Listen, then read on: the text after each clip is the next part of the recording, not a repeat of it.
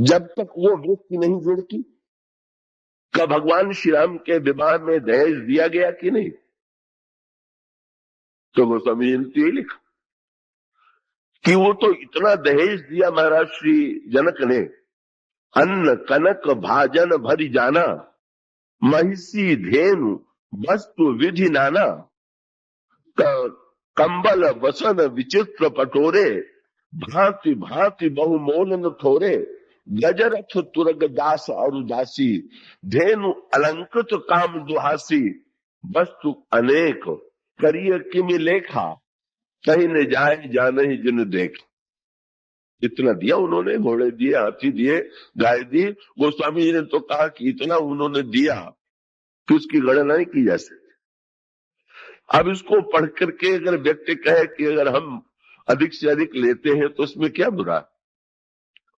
तो गोस्वामी जी ने, एक सज्जन ने मुझसे यही कहा कि तो उस प्रथा का समर्थन तो रामायण में भी है। गाय जी दीन अनेक विधि, तो ऐसी स्थिति में इसमें बुराई कहाँ है? तो मैंने यही कहा कि उसी दाइज के बाद जो अगली पंक्ति है वो भी पढ़ लीजिए, तो आप समझ लेंगे कि उसका प्रयोग क्या होना चाहिए। जो मिले उससे लीजिए, पर लेने के बाद जो करना चाहिए वो भी तो कीजिए। क्या का जब जनक ने महाराज श्री दशरथ को दहेज दिया तो महाराज श्री दशरथ ने लीन अवधपति सब सुख माने। जब उनको दिया जाने लगा तो बड़े प्रसन्न हुए। फिर गोस्वामी जी ने कहा, पाके ही प्रसन्न नहीं हुए, पाते ही उन्होंने पहला काम क्या किया? दीन जाचकन जो जेहि भावा। फिर उन्होंने जो मिला था उसको खुला छोड़ दिया, जिसको जो आवश्यकता हो ले जाए। आप भी अगर ऐसा कर दीजिए तो कोई बात नहीं है। अगर आप इतने उदार बन सकते हैं कि प्रत्येक आवश्यकता वाले व्यक्ति को वस्तु देने में आपको संकोच नहीं है तो कोई बात नहीं। तो स्वामी जी शब्द क्या कहते हैं? दीन जांचकन जो जेहि भावा और उबरा सो जनवास ही आवा। सब कुछ बट जाने के बाद जो बच गया वही जनवासी में पहुंचा। इसका अभिप्राय यह है कि लोभ की प्रवृत्ति के साथ अगर वितरण की प्रवृत्ति हो, देने की प्रवृत्ति हो, समाज को बांटने की प्रवृत्ति हो, तो लोभ की प्रवृत्ति घातक नहीं। तो विवाह प्रसंग में काम, क्रोध और लोभ, इनके संतुलन की ओर संकेत किया गया। पर विवाह का प्रसंग इतना ही नहीं, ये तो अनगिनत संकेतों से भरा हुआ है। और वो अनगिनत संकेतों में से कुछ सूत्रात्मक संकेत में और आपके सामने रखना चाहूंगा, आप पूरी एकाग्रता से उसे सुने। विवाह के प्रसंग में कुछ प्रक्रियाएं संपन्न होती हैं। दूल्हे के वेश में भगवान श्री राम आए और दूल्हे की आरती उतारने के लिए सुनैना जी सोने का थाल सजा करके दीपक जला करके आती।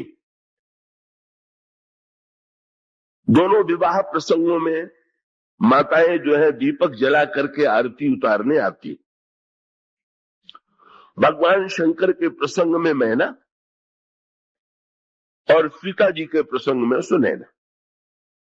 नाम में बड़ी सामीप्य है। मैना और सुनैना नाम में एक बड़ा तुक सा लगता है।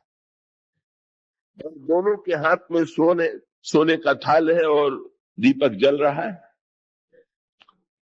पर दोनों प्रसंगों में भिन्नता है।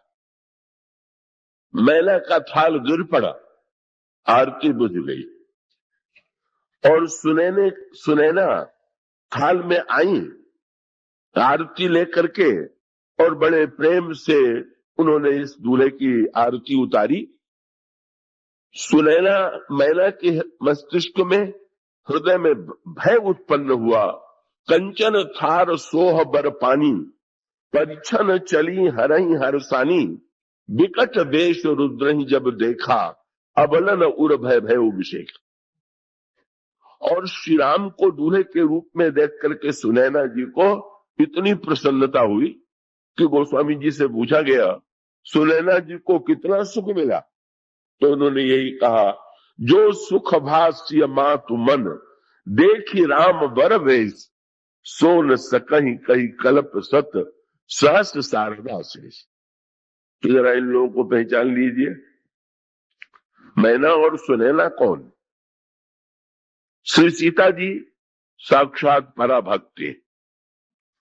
और अभी आप कथा में आपने कई दिनों में शंकर जी से सुना होगा,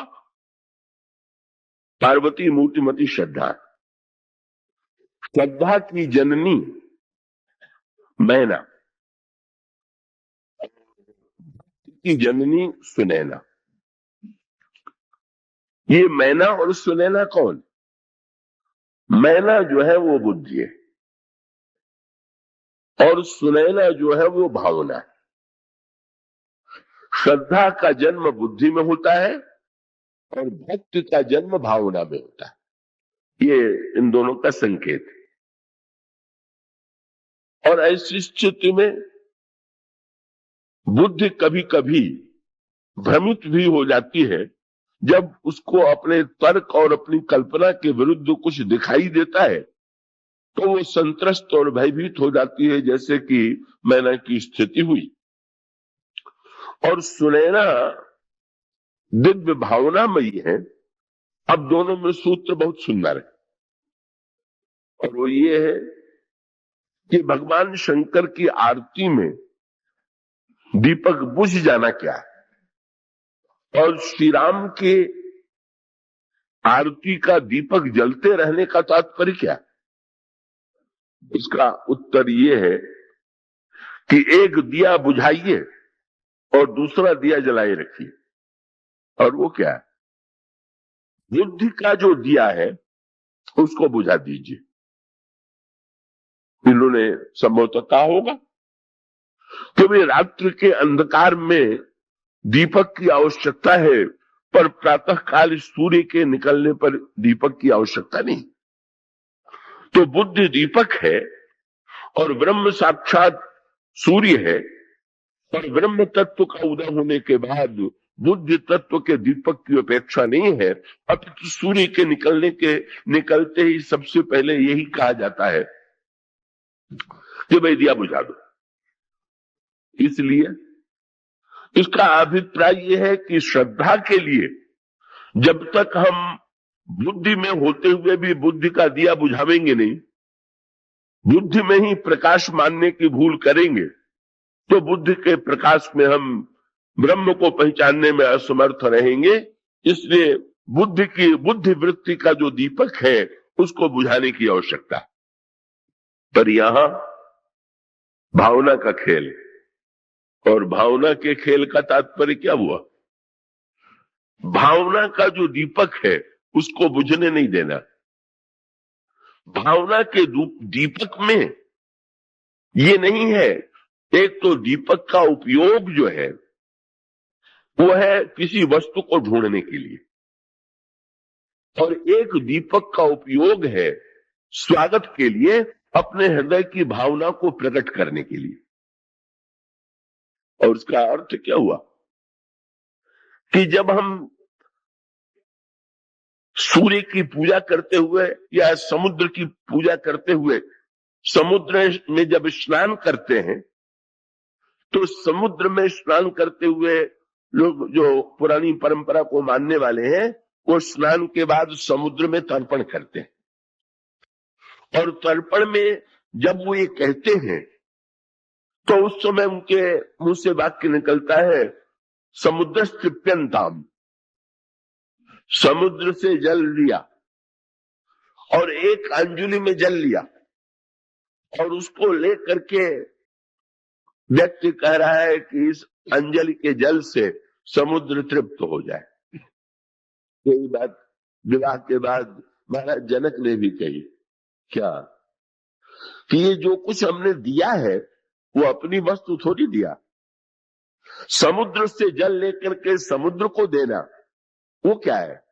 हमें ये पता है कि दीपक में जो प्रकाश है वो तो सूर्य का ही अंश है, लेकिन उस अंश को पूर्ण से मिला रहे हैं, और इस तरह से सुनैना के रूप में जो भावना है, सुनैना बड़ी भावनामयी है और मैना बड़ी बुद्धिमती।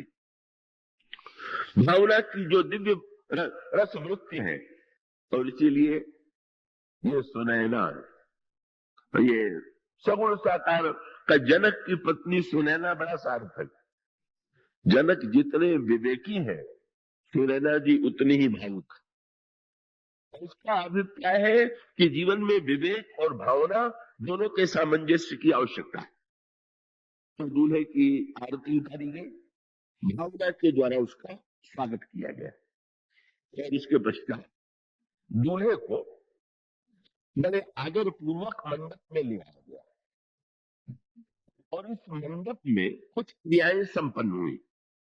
थोड़ा सा उसके अर्थ पर विचार कर ले।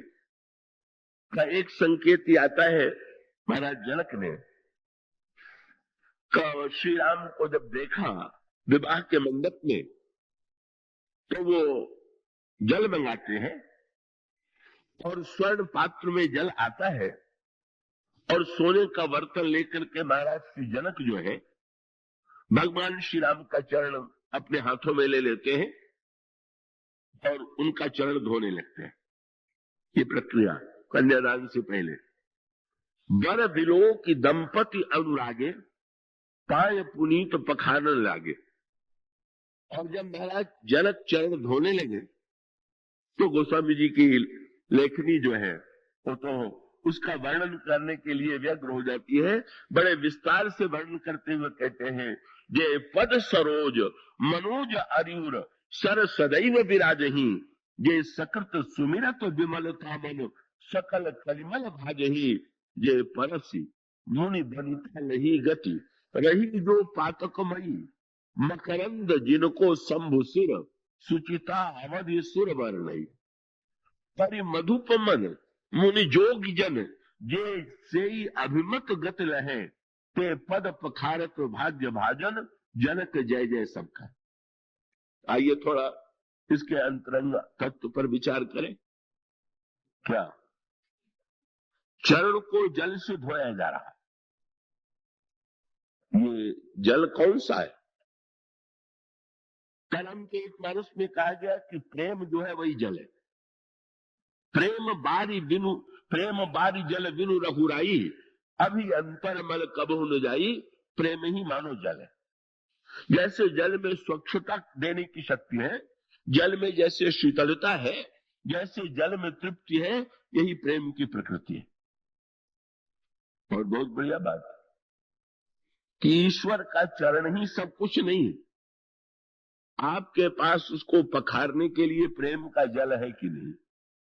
ये ईश्वर तो प्रत्येक व्यक्ति के हृदय में है, पर उसके चरणों को पखारने के लिए जिस प्रेम जल की आवश्यकता है, वो प्रेम जल सबके पास नहीं होता।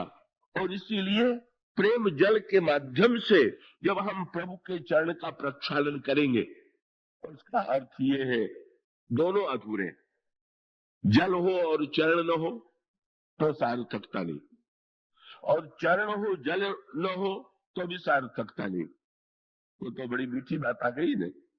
आगे चल करके विवाह जब हो गया, तो बड़ा विलक्षण प्रश्न सामने आया कोहबर में कि विवाह के बाद जब कोहबर में श्री राम और चारों भाइयों को सखियां लेकर के गई, तो श्री राम जो है अपने शील और संकोच के कारण दृष्टि नीची किए बैठे।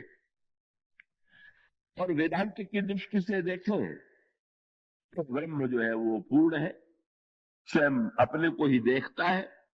और अयोध्या में तो उसका स्वभाव भी था, जो नाचता भी था तो अपने को ही देख के नाचता था। गोस्वामी जी ने बड़ी भावनात्मक और दार्शनिक भाषा का प्रयोग किया कि रूप राशि नृप अगिर बिहारी, नाचही निज प्रतिबिंब निहारी।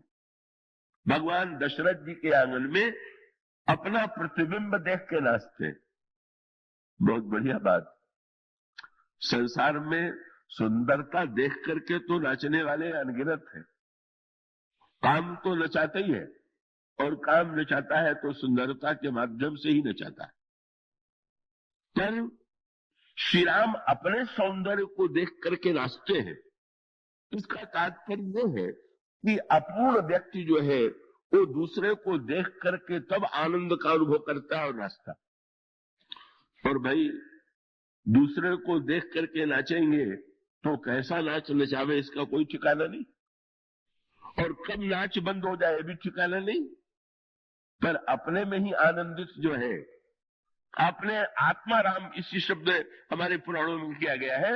अगर आनंद का स्रोत अपने भीतर है, सौंदर्य का स्रोत अपने भीतर है, तो हमें आनंद के लिए दूसरों को देखने की अपेक्षा नहीं है, अपने को ही देखने की अपेक्षा।